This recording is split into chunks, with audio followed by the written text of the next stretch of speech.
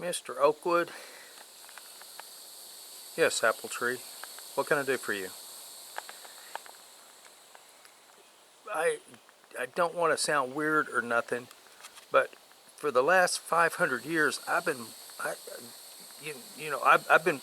watch you. I watch you professionally when we work together, and a couple of times when I've seen you out in public, and you you remain a gentleman at all times, and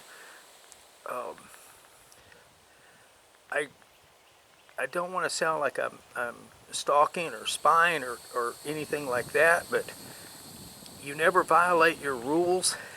You don't break any of the Jim Crow laws.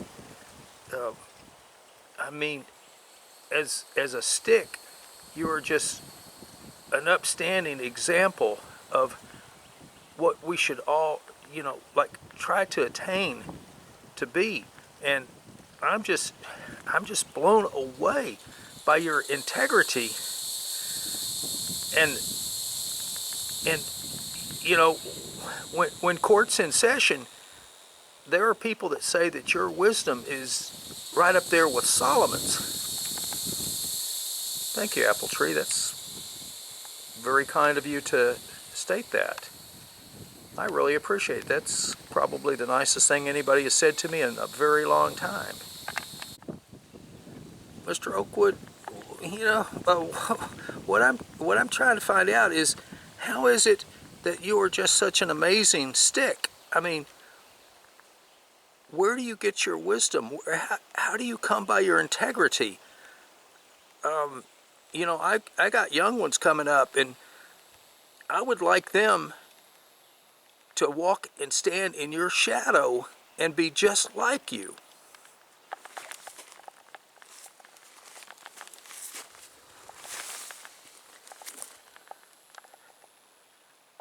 Well, Apple Tree, I'm going to tell you, it's like this. When I was young, my dad took me to meet an old soul. Let me tell you that story. I think you'll find it very interesting. So Mr. Oakwood proceeded to tell Apple Tree his story. Well, Apple Tree, when I was very young, my father came to me and he said, "Mr. Oakwood?" And I looked up at him and said, "Yes, Dad?" And he said, "Mr. Oakwood, your mother and I love you very much." "Thanks, Dad. I love you too."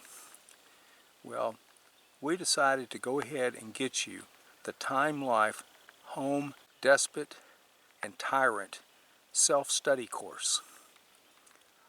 "Wow, Dad, thank you." Mr. Oakwood, my son, but you need wisdom to be a good tyrant. You need wisdom to be a good dictator. You need wise counsel, which you have to select from being able to find wise friends to be counselors. And perhaps they may not be friends, but you recognize their wisdom and they can help you to rule as a bloodthirsty, murderous tyrant. And I'm going to introduce you to someone who can help you become the evil SOB from hell that you were meant to be. Dad, I'm overwhelmed. I don't know what to say. I mean, I love you, but this is better than I could have ever hoped for. Well, Mr. Oakwood, let's go meet the person that you need to meet. He's an old soul, and he will be your mentor and teacher 3 days a week from here on out until you graduate. Thanks, Dad. I love you. I love you too, Mr. Oakwood, my son. We were still a long way away, maybe as much as 12 inches, when I heard his voice. I'll never forget it. It was incredible. My dad said, "Old soul, turn that megaphone down." And he did.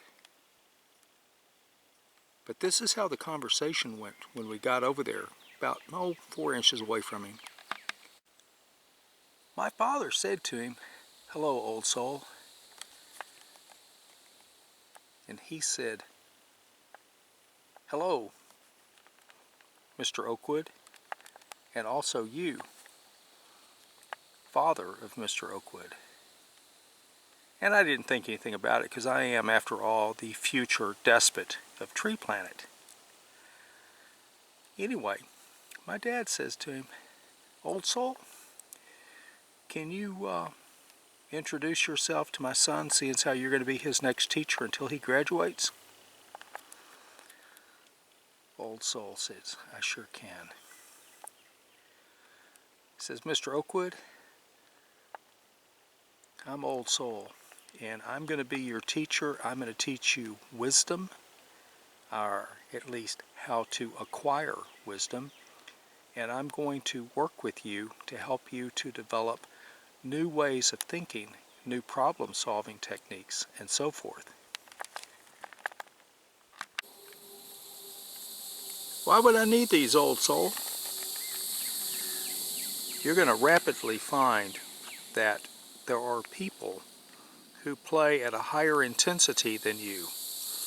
And if you are not aware of it, they are going to make you look like a fool. They're going to make you look just incredibly stupid. If they did that, I'd kill them. And you would only make their proof concrete in the minds of those who witnessed it. So what do I do about it? I'm going to work with you to help you to learn when those who are playing at a higher intensity have been encountered. Can you give me an example of something like that? Sure can. Well, I'm listening good. Have you met Dysfunctional Vet? No, he's a loser. That he is. But is he really a loser? I said he's a loser. He's a loser. You know, he sponsors these movies, don't you? So he's still a loser. If he was a winner, he wouldn't sponsor him. Okay. Let's consider the intensity at which he plays. Okay, I'm listening. Go ahead. I'm listening. He can insult you, and he can make you a fool, and you won't even know that he's done it. But those standing around will know it. How come? These are the things I'm going to teach you. It's because those people are personally involved in their own lives. As a result of that, they don't hear what's being said. They hear what they think is being said, not what's been said.